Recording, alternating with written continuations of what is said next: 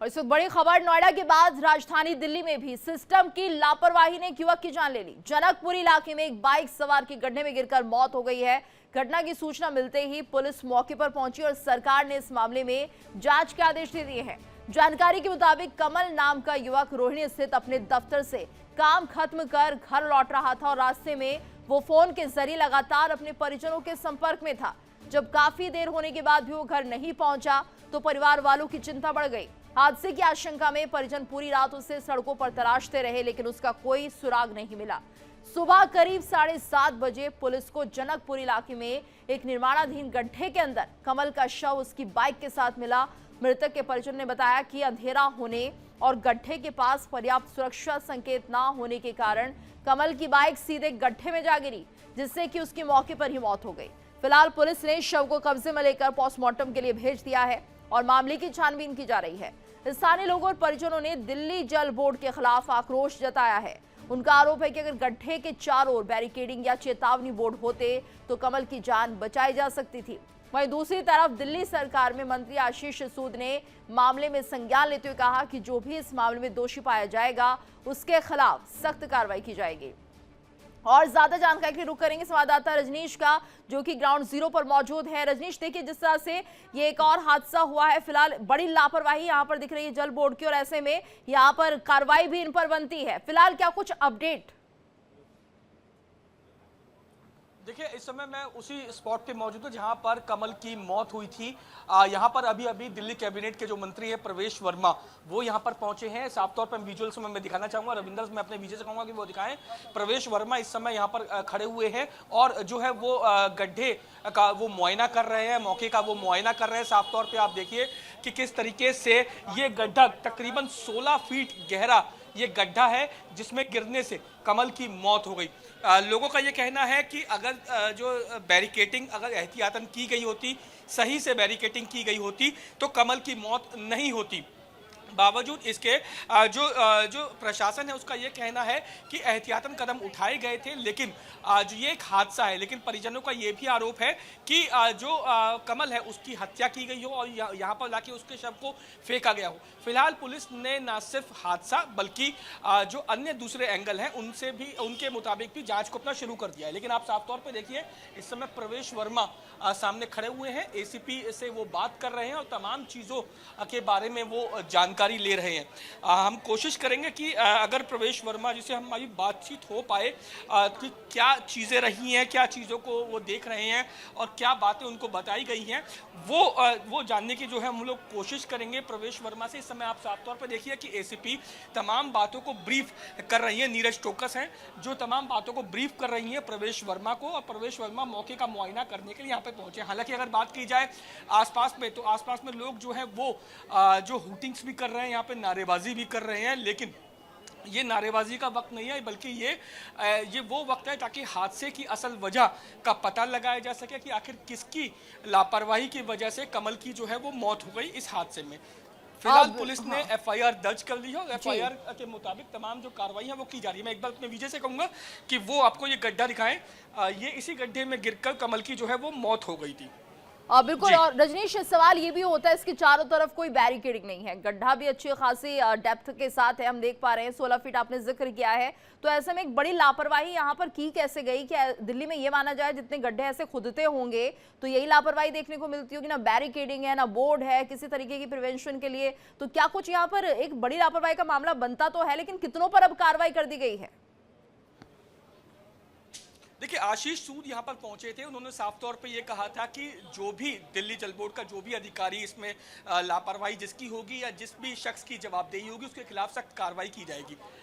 मैं एक बार और दिखाना चाहूँगा, आप साफ तौर पे देखिए कि प्रवेश वर्मा इस समय यहाँ पर जो है वो खड़े हुए हैं। मैं बार बार प्रवेश वर्मा की तरफ इसलिए जिक्र कर रहा हूँ क्योंकि यहाँ पर पहुँच कर वो उस तमाम बातों का ब्रीफ ले रहे हैं एसीपी नीरज टोकस से कि आखिर हुआ क्या था, किस तरीके से हुआ था, लापरवाही क्या हुई थी, बैरिकेटिंग हुई थी या नहीं हुई थी।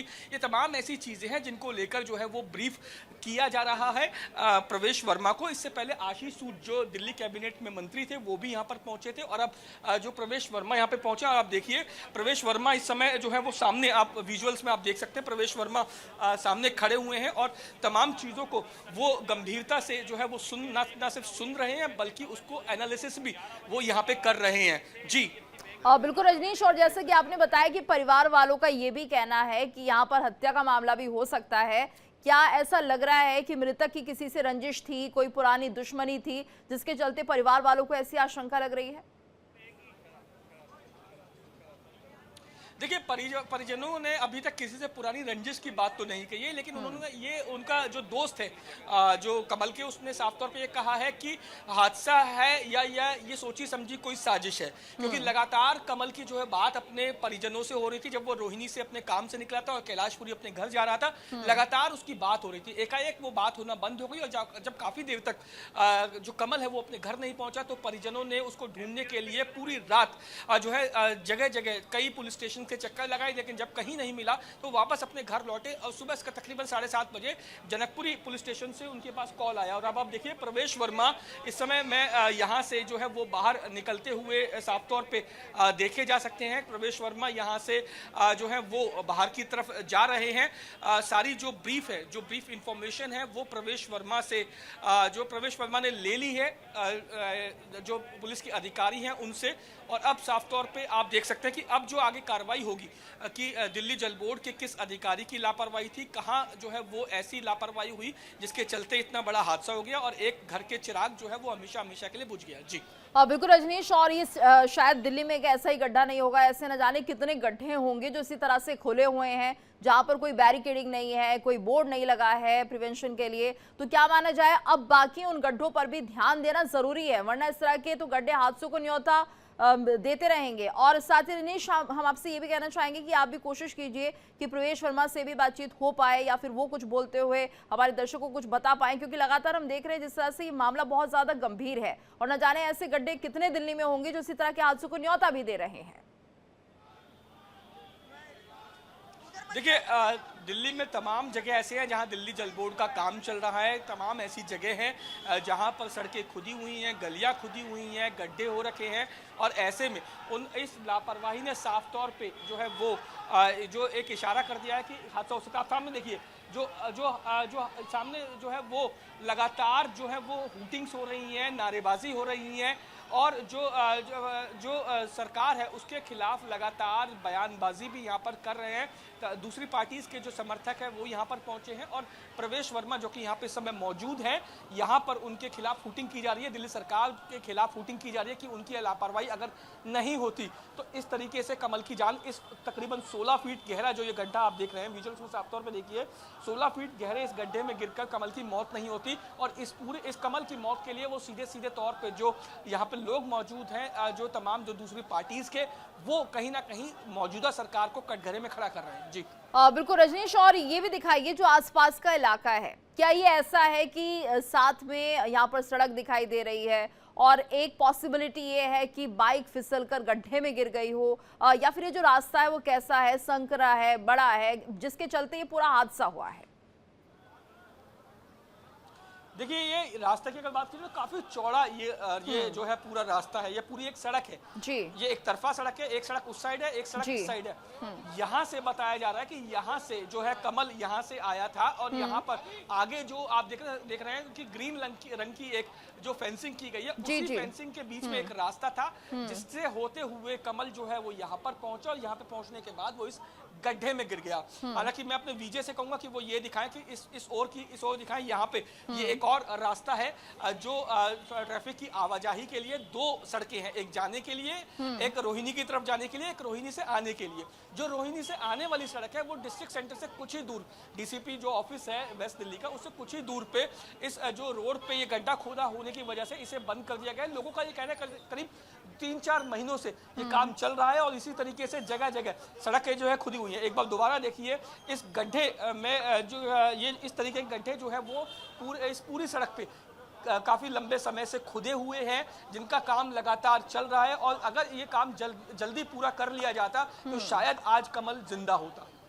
बिल्कुल रजनीश, और यहाँ पर एक बड़ी लापरवाही तो दिखाई दे रही है, लेकिन कब तक, जब ये हादसे होंगे उसके बाद सबक लेने की बात कही जाती रहेगी। अगर हादसा होने से पहले इस तरह के सबक लिए जाएं या फिर सावधानी से काम को किया जाए तो कम से कम एक व्यक्ति की जान यहाँ पर नहीं जाती है। और दूसरा सवाल ये भी कि आखिर क्या ऐसे कामों के लिए या जो जल बोर्ड के अधिकारी होते हैं, कर्मचारी होते हैं, उन्हें ट्रेन नहीं किया जाता कि क्या नियम कहते हैं? नियम ये कहता है अगर कोई ऐसा गहरा गड्ढा खुद रहा हो तो आसपास कम से कम बैरिकेडिंग हो, किसी तरह का बोर्ड लगाया जाए जिससे कि चेतावनी लोगों को मिले कि आगे गहरा गड्ढा है। अक्सर हम ये देखते हैं, लेकिन यहाँ पर क्यों नहीं देखने को मिला? दिल्ली राजधानी और उसके बाद भी इतनी बड़ी लापरवाही।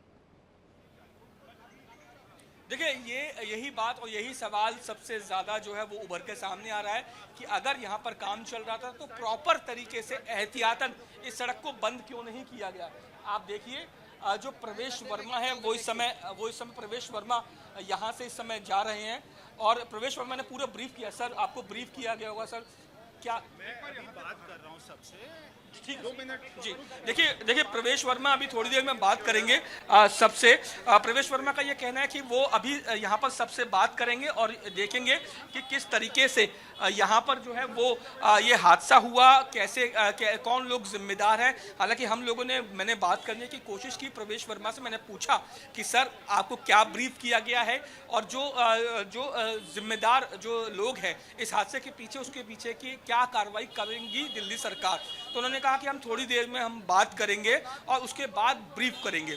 लेकिन प्रवेश वर्मा, अब आप देख सकते हैं, अब यहाँ से जा रहे हैं प्रवेश वर्मा, और जाहिर तौर पे अब जो है वो मीटिंग होगी। मीटिंग के बाद तमाम जो जवाबदेही है उसे तय किया जाएगा कि आखिर इस हादसे के पीछे जिम्मेदार कौन है। जी बिल्कुल रजनीश, और जैसा कि यहाँ के लोग बता रहे हैं 3 से 4 महीने से गड्ढा खुदा हुआ है, यानी कि ये माना जाए क्या कोई यहाँ पर पहले भी इस तरह का हादसा हुआ हो, किसी को चोट लगी हो, जो कि हालांकि यहाँ पर तो अगर देखिए कमल की मौत हो गई, इसलिए मामला ये काफी गंभीर हो गया, लेकिन कभी कोई ऐसा हुआ हो हादसा, यहाँ पर आसपास के लोग कुछ बता पा रहे हो कि यहाँ उनके साथ भी कुछ ऐसा हुआ, पैर फिसला या गिरते गिरते बचे, तो कुछ इस तरीके की जानकारी में मिल पाई है यहाँ से?